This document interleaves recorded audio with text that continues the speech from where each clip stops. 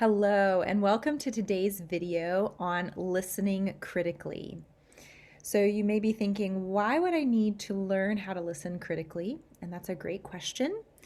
In today's society, there's a lot of music that happens passively. So we listen to it passively in that it just is background noise. It kind of goes in one ear, comes out the other. It doesn't really affect us. We don't really learn from it. But when we're studying music, whether that's voice lessons, guitar lessons, music history, we want to develop the skill of listening actively. And this means that we're actually paying attention to what we're hearing and seeing, and that it's shaping our understanding of the music that's happening. Now, why is this important? And that's a huge question, and there are lots of reasons for it. I'll just say 3 reasons that it's important for singers to learn how to listen actively. The first is that it makes us better singers. The second, it gives us images for our brain to process information. And the third is that it helps us develop a framework for classical singing. So let's just talk briefly about the first reason. So listening actively makes us better singers. It helps us to become more informed and smarter about the choices that we're making, either musically or dramatically. It helps us listen and become better at singing in different languages. And it also helps us see some technical ideas that we're trying to work on as students played out on the stage by a professional. So it informs our dramatic choices and our musical choices. It helps us with languages, and it helps us learn technique for ourselves. Images give our brain information to process via images. So this is kind of an idea based off of the sports psychology thoughts in The Inner Game of Tennis, which is a huge book. I highly recommend it. But the idea is basically that more so than a lecture or words or giving yourself commands, giving your brain images actually helps us learn and process information better. So the idea like of a student golfer watching a professional golfer over and over again repeat their strokes is going to actually maybe be more beneficial than listening to somebody give a lecture about the perfect golf swing. And the third reason we want to make sure we learn how to listen actively is that it develops a framework for us of what classical singing sounds like in another person and how we can produce classical sounds in ourselves. So this is important, especially in this day and age when maybe we don't hear classical music as much in on the radio or in our cultural references. We actually have to develop the sound and aesthetic in our own minds and ears. This is hugely important no matter what genre of music you are hoping to do professionally or study. I liken this to a literature student. A literature student isn't just going to study modern works or even works of the 20th century. They're going to study Greek tragedy, Greek plays, they're going to study the Bible, they're going to study Shakespeare. All of those things are going to help us become more well-rounded, smarter, more intelligent musicians. So we really want to pay homage to classical singing no matter what genre we prefer to perform. So what I thought we would do is spend some time together listening to a professional singer, Luciano Pavarotti, who is arguably the most important singer of the 20th century. He's a famous tenor. We're going to listen to him perform and watch him on YouTube. And I'll kind of stop the video as I've made an observation. And what I would encourage you to do is after I've kind of given a blurb, go back and actually rewind ever so slightly and see if you can hear for yourself what I've noticed or described. And these are just a few of the observations that I could make about his singing. Pavarotti is extremely talented, extremely musical. He, in just a 3-minute performance, gives us a masterclass in singing well. But this is a great starting off point. So here we go.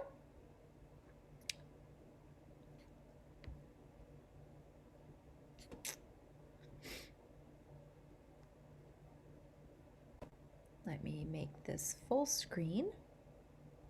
All right, so he's singing La Promesa by Rossini.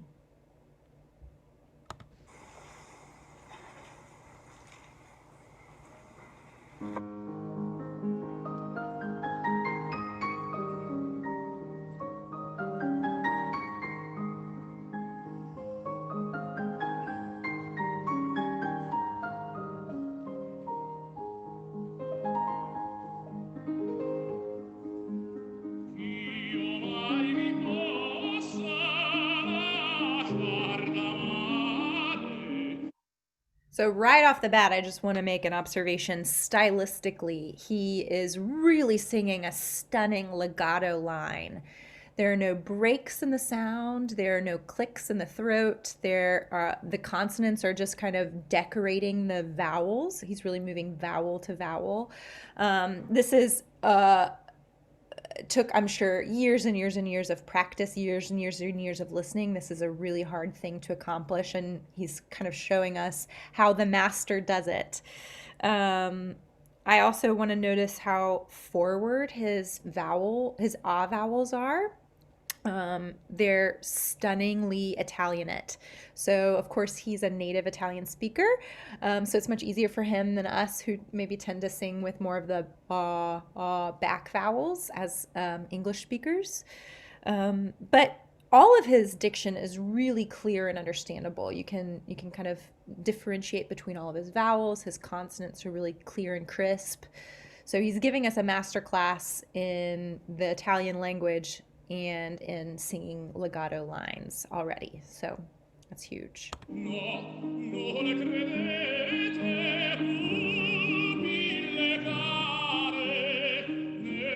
So I don't know if you caught that, but that breath that he just took, go back and rewind if you didn't. It was stunningly efficient. So you could see his body, his torso, releasing and opening for the breath, but there was no sound to the breath. It was silent, and there was no strain in the throat, or I mean, you can't really see his throat, but you can see kind of this part of his face. There was no strain in the sound or the look of the breath in. It was a silent, open-throated breath.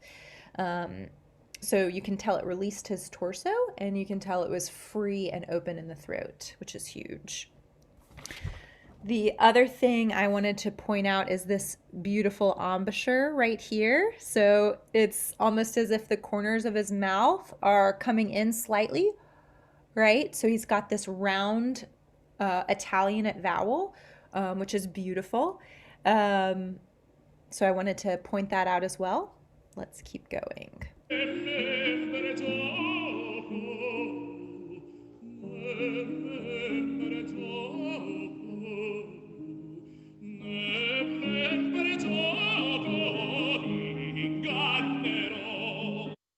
Okay, look at that. So right off the bat, notice his little inner smile. He's got these cheeks, right? So there's none of that overly pulled down singing where the cheeks are kind of flat and sad. He's got this inner smile happening, and what that's doing is that's actually allowing his jaw to stabilize. So Nemen per gioco, nemen per gioco. He's got a lot of really wide intervals to sing.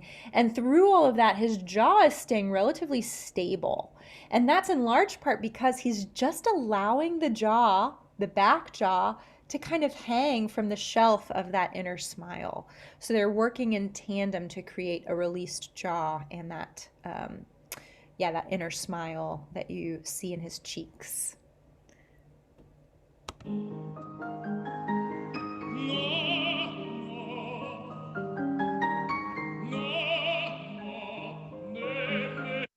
So look at this stunning alignment. We've talked about the 6 points of balance: ears over shoulders, shoulders over lumbar spine over hips, hips over knees, knees over ankles. So he's got this beautiful a balanced alignment, which is huge. So he's giving us a master class in that, but he's also giving us a master class in this term called appaggio, or lean. So in singing, we often want to feel this sense that we're balanced on the balls of our feet, leaning ever so slightly forward with one foot slightly in front of the other. And this is going to help us feel the breath opening up in the back and the lower abdominals engaging to sort of feed that small, steady breath stream. So he's got this slight lean or appoggio in his body.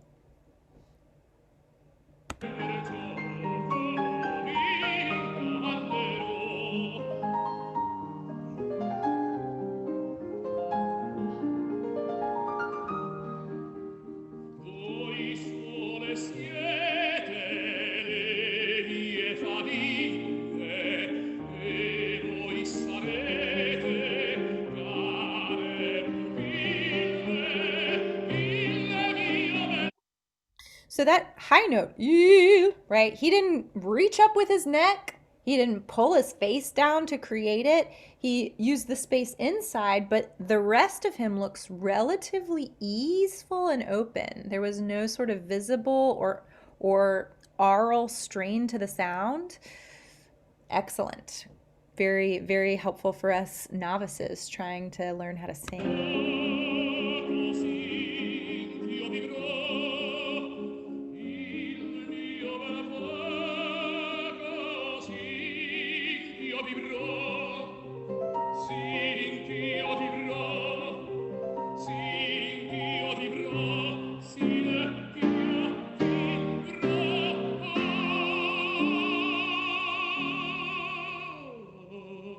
Now that high note on the ah vowel, he could have very easily gone ah, right? Spread and reached up with his chin, but we didn't see him do that. He actually kept it really oval and tall this way. Oh, it almost sounded slightly like an oh rather than an ah.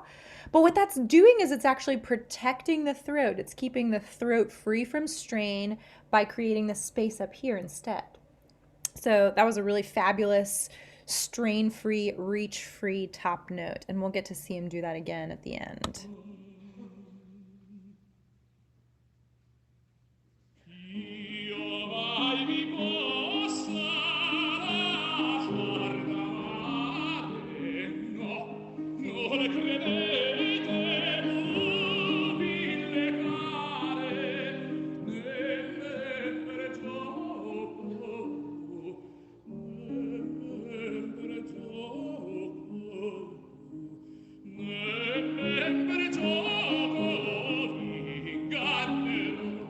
I loved how he was really leading that musically.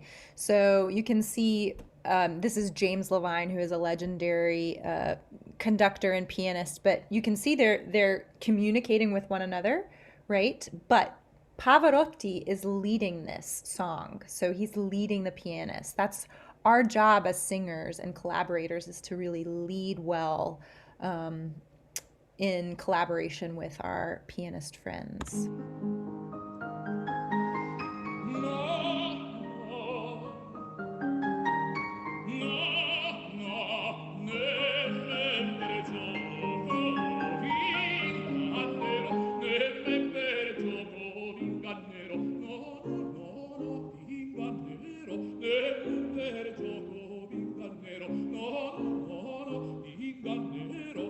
I loved his dynamic contrast there. He's not singing everything as loudly as he possibly can, but his piano singing is still engaged and connected, and you can still probably hear it from the back row of the auditorium.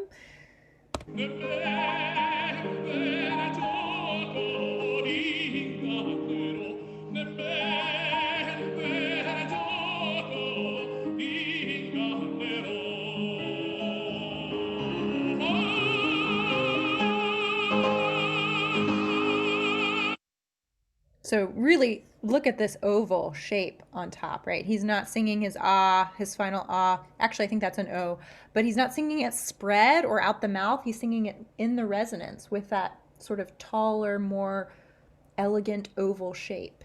There's really no strain on his face. He's got his eyes closed, but everything looks pretty released and relaxed. And he's singing his high note as if he's sort of lifting his skull up from the top of his head and singing with his cheekbones to the balcony. This is an idea by David Jones, singing your high notes to the balcony. Let's finish the song out.